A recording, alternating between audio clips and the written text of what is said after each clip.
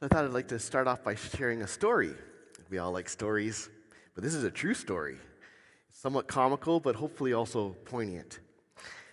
In 1996, in the fall of that year when I joined the seminary in Ottawa, I came up there and a few of us new seminarians were sort of setting up our rooms in the house and getting a few odds and ends, and one of the seminarians, Randy, wanted to get a couple things for his room. So he said, "Hey, Tim, do you want to come with me?" I said, "Sure." But he was on his way to catch the bus, so there was no time for me to go and find my cane, and that's why I just held onto his elbow like I normally do, and we just went off. And when we got off the bus, we were standing at the street corner waiting for the light to change. And I was hanging onto his elbow, but I thought, well, I'll just let go until the light changes. So I'm standing there with no cane, not hanging on to anybody, so as far as anybody knows, I can see perfectly well, right? Sure enough, someone comes up to me and hands me like a business card type thing, and I was like, "Oh, excuse me, sir, you know what? I'm blind. I was wondering if you could read this card for me so I know what it says." I kind of handed it back to him.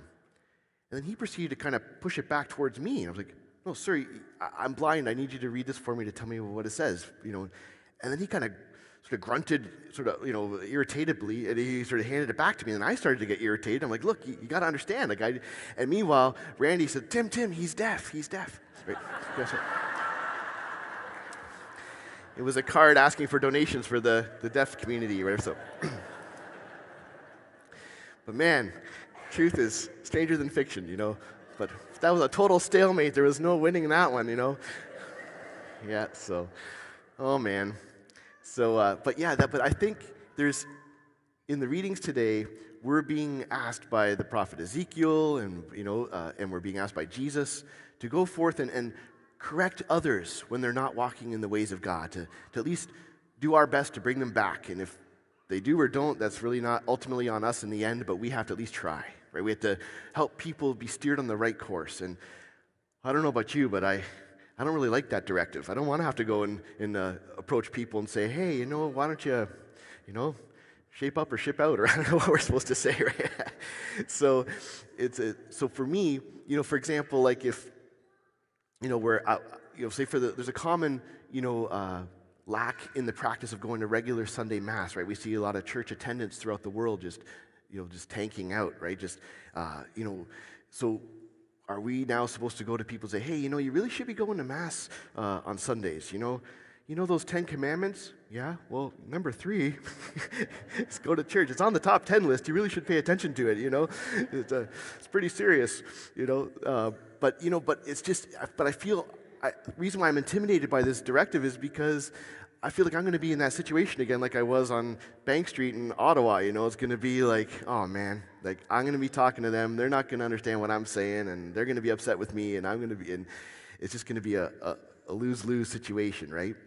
And I think as we get intimidated, it's almost like, if I were to talk to them, they don't see the need or the beauty of the Lord's Day and the wonder of the Eucharist and the invitation to blessing and new life that we get at the Mass, and so they just don't see it. They're not attracted to it, and so they just don't see what I'm trying to say to them, just like I wasn't able to see what was on that guy's card, And likewise, sometimes they think that I'm deaf, or we can be deaf, and we're not really hearing where they're really at. All we're hoping to do is to get it off our checklist. I'm supposed to tell them to go to church, check, And so we're not really listening to their situation in life, right? We're not hearing their state in life. Like maybe they need to be challenged because maybe they've been bored. They feel Mass is too boring and they don't like it. Or maybe,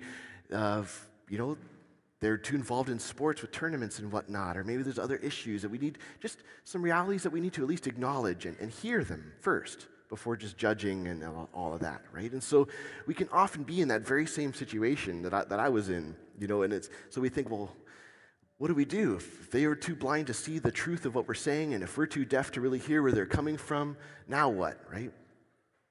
Well, I believe the real theme of this homily need to be first things first. First things first.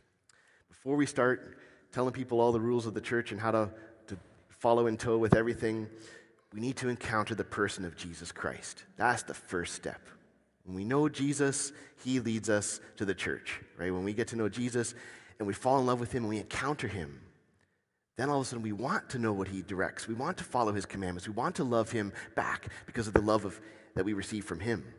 I know in my own life, when I experienced a real encounter with the Lord in my own life, when I was 21, and I really felt a real stirring up of the graces of my baptism and confirmation and a flow of the Holy Spirit's love in my heart, I was really open to hearing that stuff. So if someone were to come to me and say, hey, you should be going to church every Sunday, I would have been, okay, I would have been ready for it, because I met Jesus. I knew Jesus in a deeper way.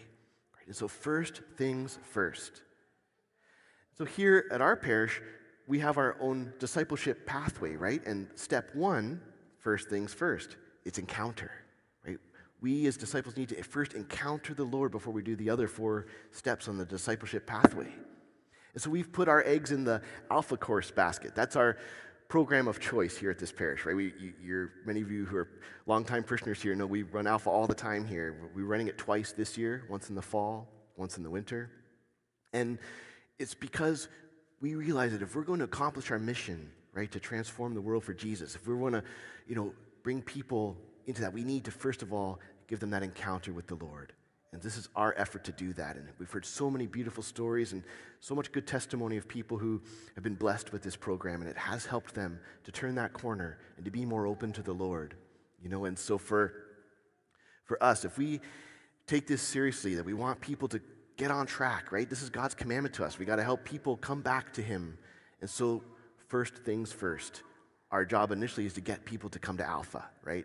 Now, life isn't as simplistic as that, right? We also have to back it up with prayer, maybe some fasting. We have to, pray about who the Lord wants us to ask. We got to take those risks, but it's worth it, because we really want people to come to know the Lord. And this is a great program for that, And so maybe you can think of people to invite, or maybe if you yourself, maybe in your heart of hearts you realize, maybe I don't know if I've really encountered the Lord personally. Well, this would be a chance it's never too late to avail yourself to this wonderful course. Or maybe if you're okay with inviting somebody, but you really have no clue what Alpha is, you've never taken it, even though you may have encountered the Lord in some other way.